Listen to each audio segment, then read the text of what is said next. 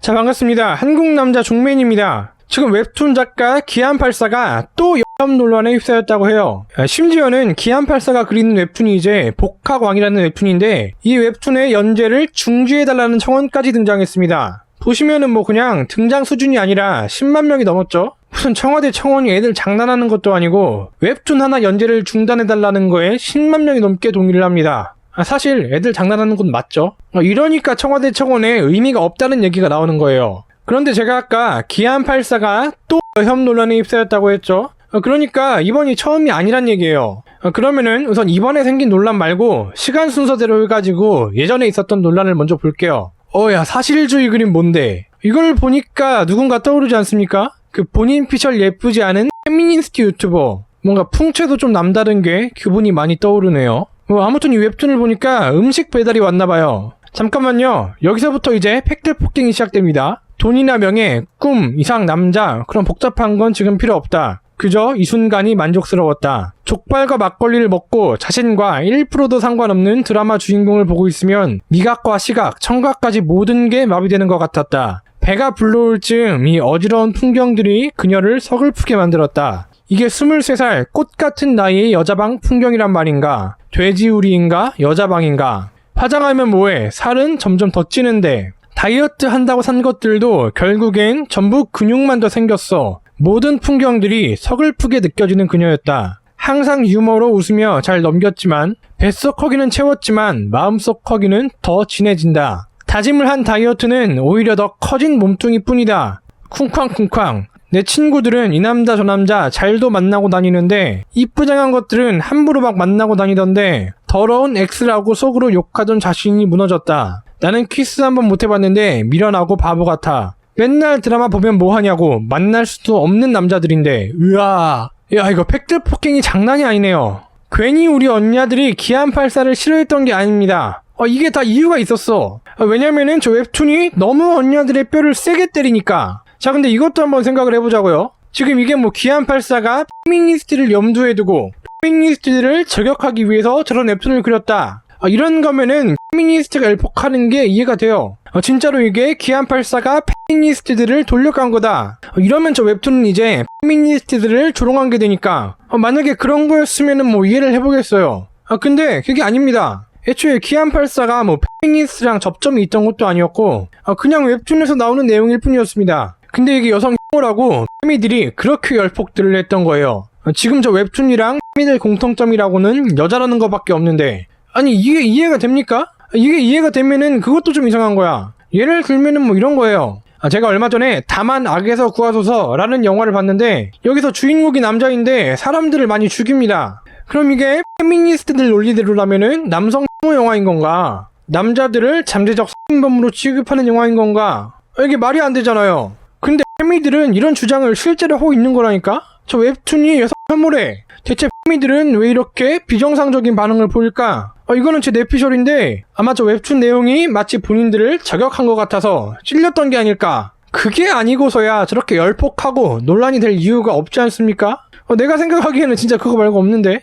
그러니까 자기들도 결국엔 다 알고 있는 거다. 자기들의 처지가 어떤지, 꼴이 어떤지, 상황이 어떤지.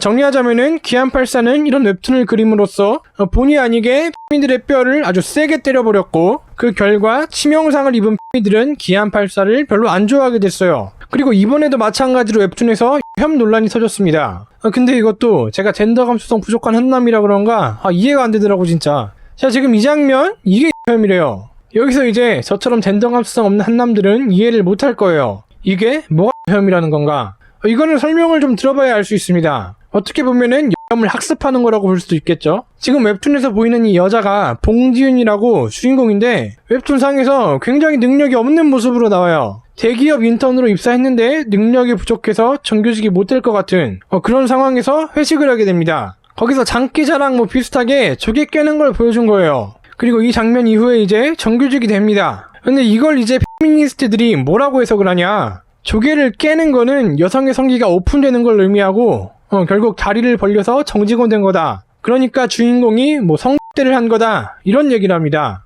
그래서 이게 혐이래요. 이런 생각을 한다는 것도 그래요. 참 대단해. 물론 이런 페미니스트들의 해석이 아주 일리가 없는 건 또 아니에요. 그 중학교 국어책에 황선원의 소나기가 나오지 않습니까? 여길 보면은 이런 구절이 있었어요. 여주인공이 이제 나는 보랏빛이 좋아 이렇게 얘기를 했는데 이게 나중에 죽음을 맞이하게 되는 복선이라고. 사실 보라색을 좋아하는 거랑 죽는 거랑은 아무 상관이 없어요. 그랬으면은 이 세상에 보라색 좋아하는 사람은 아무도 없어야죠. 그런 사람들은 다 죽었을 테니까. 그런데 이분은 이제 보라색을 얼마나 좋아하셨으면은 이렇게 보라색으로 화장까지 하셨는데 뭐 안타깝지만 잘 살아 계십니다. 그리고 또 수능 언어 영역에서 시가 나오지 않습니까? 그 시를 쓴 작가에게 문제를 풀어보게 했대요. 근데 그 작가도 문제를 틀렸답니다.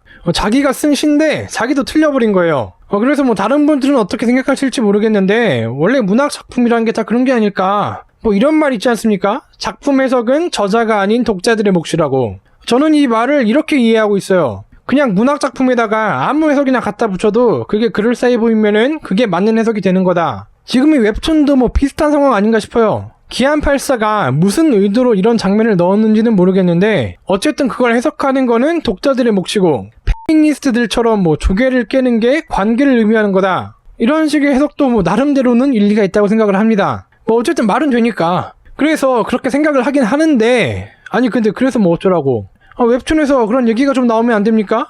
누가 니네 보고 성상납을 하래요? 아니 그냥 웹툰에서 나오는 여주인공이 그렇다고. 그런 식으로 따지면은 뭐 사람 죽이는 영화나 드라마는 이거는 뭐 인간 혐오라고 해야 하려나?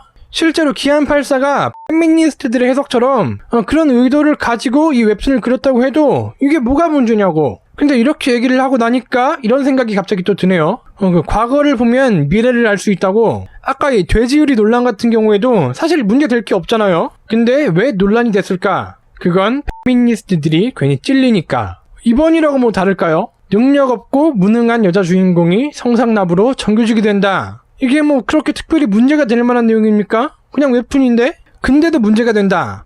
페미니스트들이 이렇게 열폭하고 있다. 글쎄요. 왜 그럴까요? 설마 우리 언니들이 아니겠죠? 아닐 거라고 믿습니다. 지금 뭐 이걸로 페미니스트들은 뭐 나 혼자 산다에서 기안84를 하차시켜야 한다. 이렇게 난리들을 피우고 있는데 그럴 일 없어. 자 그럼 오늘 영상 요약할게요. 웹툰에 여주인공이 나오면은 혐, 웹툰에 여자인공이 나오지 않으면은 혐.